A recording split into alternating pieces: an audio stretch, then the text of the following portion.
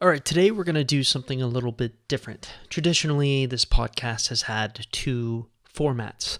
The first format is pretty straightforward. I take listener questions from people going through breakups and give them advice about what they should be doing in their exact situation. And the second format is just straight one-on-one interviews with either people who are going through breakups themselves to help them so that you can see a live coaching session, or talking to experts in other fields or relevant fields that I think will help you. But I think it's important to be able to also have educational episodes. And while maybe that's not something that you're interested in hearing for a long time, like 20 minutes or 30 minutes, I'm going to try to keep these relatively short, to the point, and simple. And we're going to be covering some of the most asked questions that I'm seeing from people who are a little bit afraid to call in because they're afraid of being featured, or they're afraid of their ex picking up on their voice, which is a relevant fear that I can completely understand.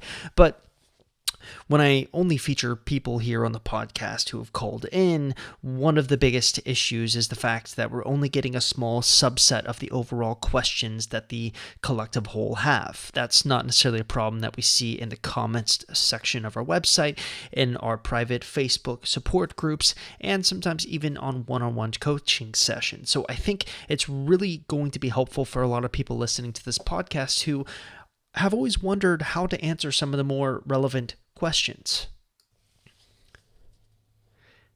And one of the biggest questions that I get asked so many times is, Chris, how long should I be doing my no contact rule for?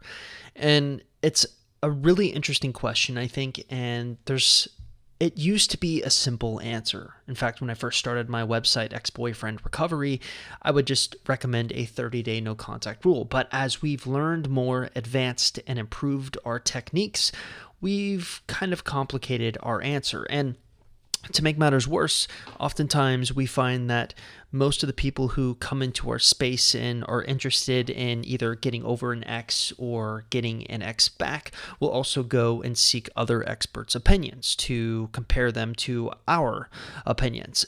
And every single expert has an idea of what they think the standard no contact period rule should be, or how long it should be done for. I've certainly have my own thoughts, and when you add in my thoughts, other experts' thoughts, oftentimes you're left in this crazy situation where you're trying to determine what's best for you in your particular unique situation, and you have 4 different time frames that you should be following. Now, let me tell you a little bit about how I try to approach questions like these. I try to be very scientific. You see, I feel like the one big advantage that I have over my peers is data. I have so many people that we've done one-on-one coaching sessions with. I communicate with my coaches all of the time. I've done many different one-on-one coaching sessions. We have so many people talking to us, telling us about their experiences with the no contact rule in our website comment section, in our simple contact form, but most importantly in our private Facebook support group. We're able to see what works, what doesn't work, and report those data points back to you, essentially. Now, I also like to look at the advice that we give as a living and breathing entity. Oftentimes I'll hear from someone who's maybe gone through our program a couple of years ago. Maybe they didn't get their ex back, or maybe they did, but they went through a breakup again, and then 2 years later they come back and say, Chris, why has the advice changed? This is different from what you said.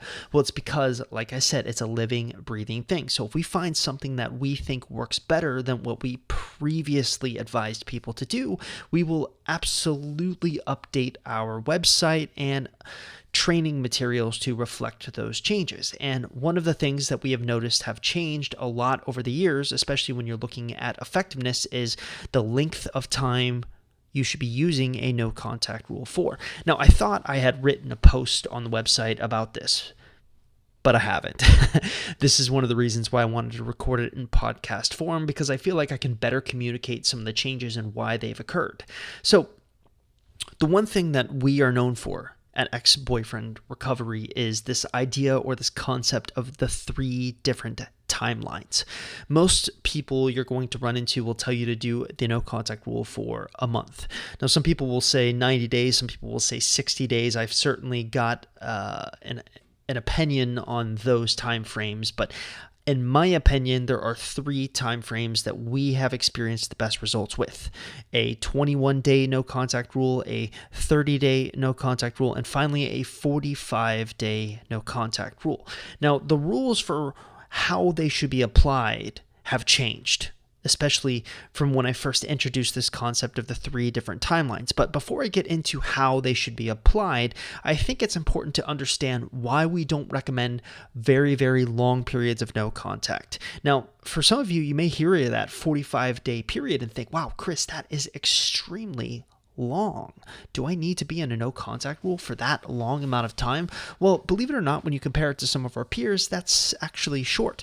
I can tell you for a fact, many of our peers will recommend going into a no contact rule dead silence for something like 60 days or 90 days. That's the equivalent of 2 or 3 months of not even contacting or acknowledging your ex in any way, shape, or form.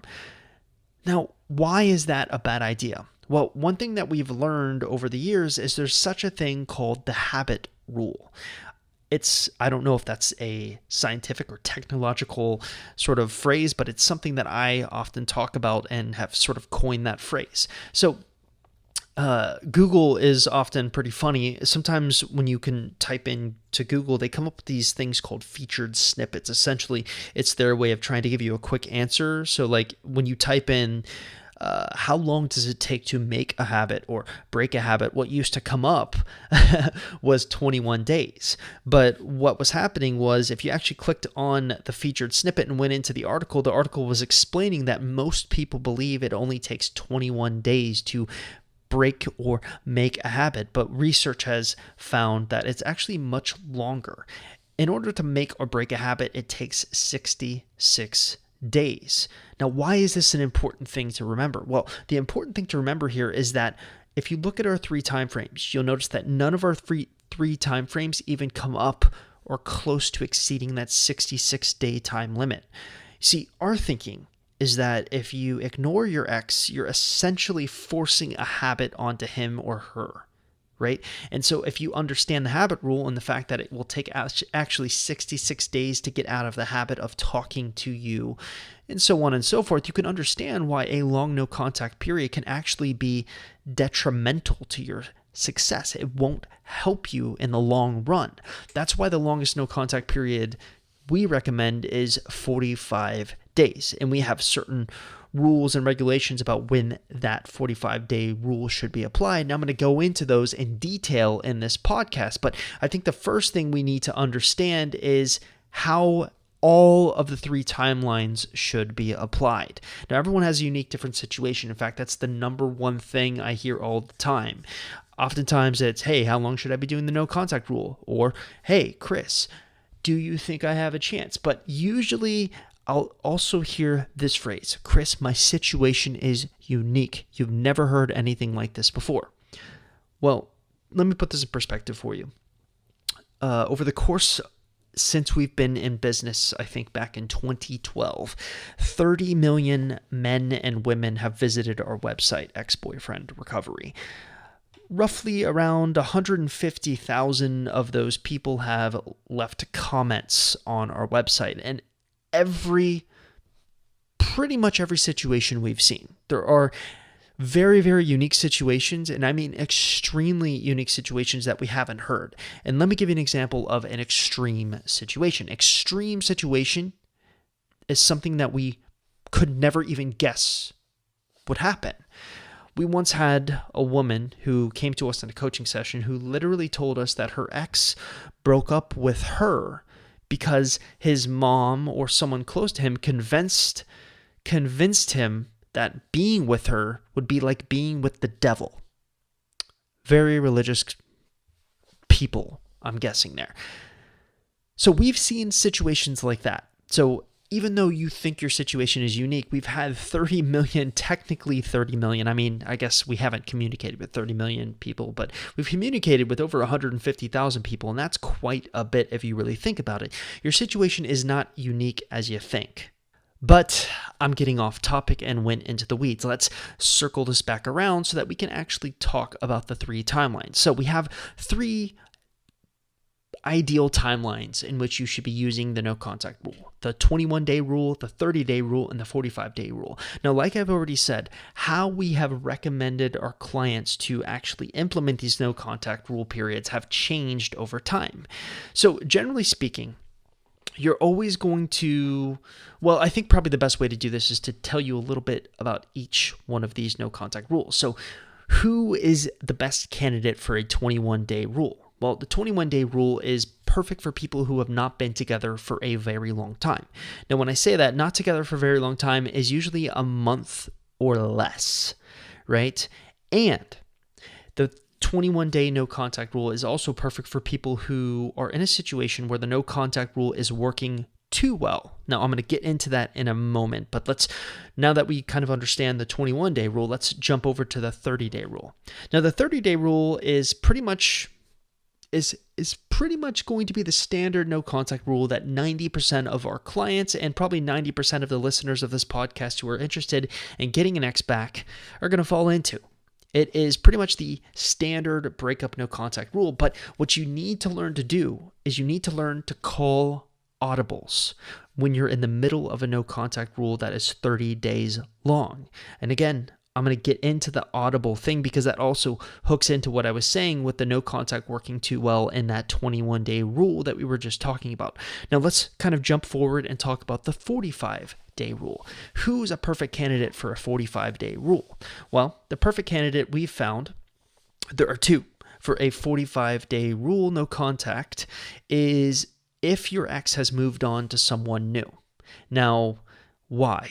Why do you think that is? Well, we found that we used to recommend a 21-day rule in those particular circumstances. Our thinking was probably very much in line with the public's thinking, which is, hey, if your ex has moved on to someone new, you don't want to give them a lot of time together, because if you give them a lot of time together, they're going to forget you. But we found the opposite's actually true.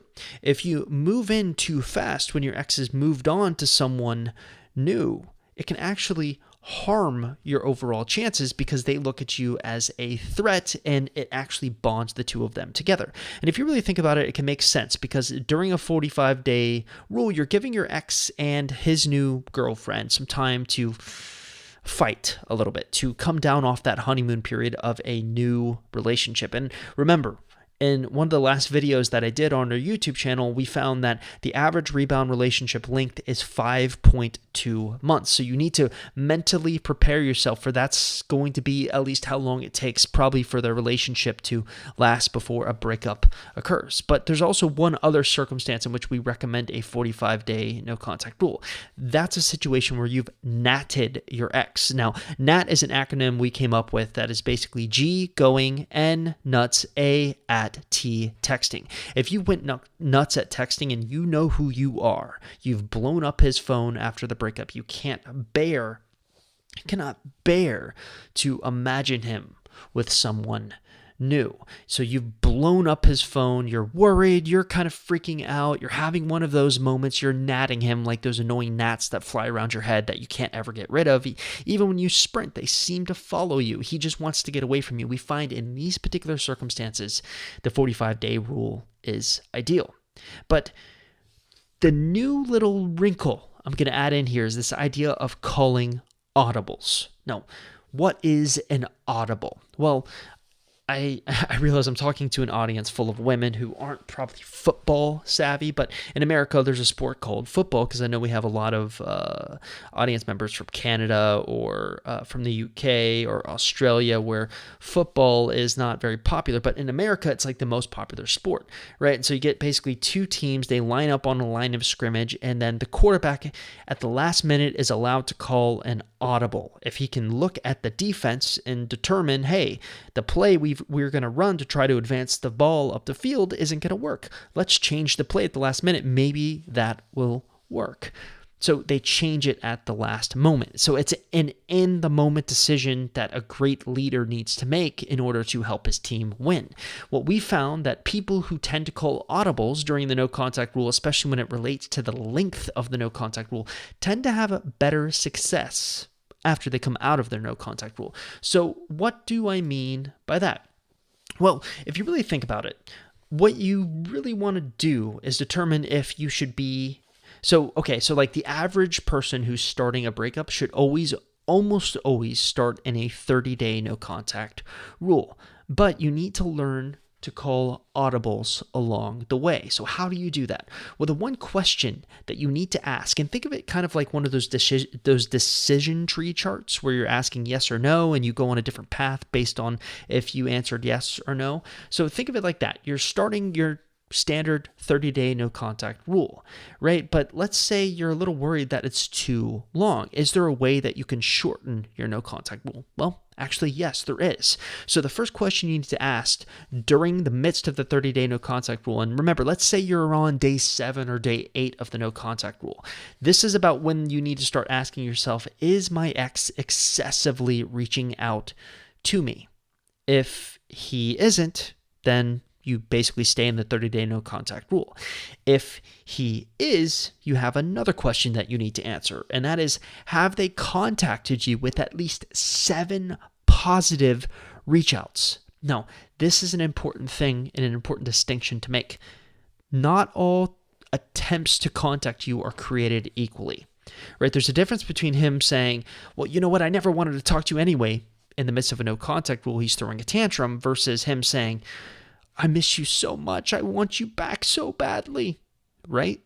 That's a different thing. So if you're having 7 positive reach outs and the fact that they're saying things like, I miss you, or I want to talk to you so badly, and you've had at least 7 in one day alone, then you may call an audible and shift your 30-day rule into a 21-day rule, because it just shows us that the no contact rule is working too well. The 30-day rule is going to probably be a little excessive, right? I'm a big believer in momentum, especially when it comes to the no contact rule and getting an ex back. Oftentimes, if you ride that momentum, you'll find that your opportunities to get back together are much grander.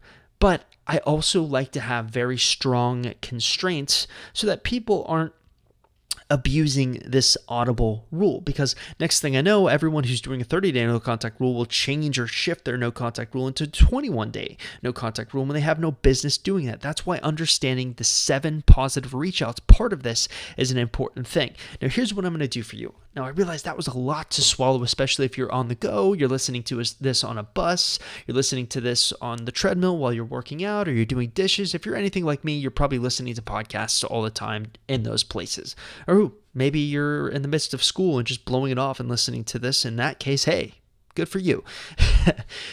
But what I'm going to do for you is, I realized that was a lot to take in. So I'm actually going to put this little decision tree chart in the podcast show notes on our website. So all you'll have to do is that basically go to our website, go to the podcast section on our website, and find this podcast, which is basically going to be titled or sound something along the lines of, hey, how long should you be doing the no contact rule for?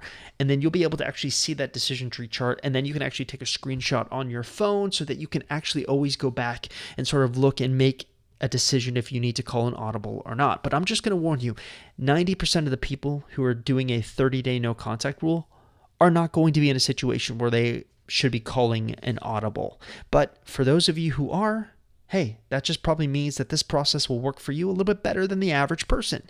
Good job.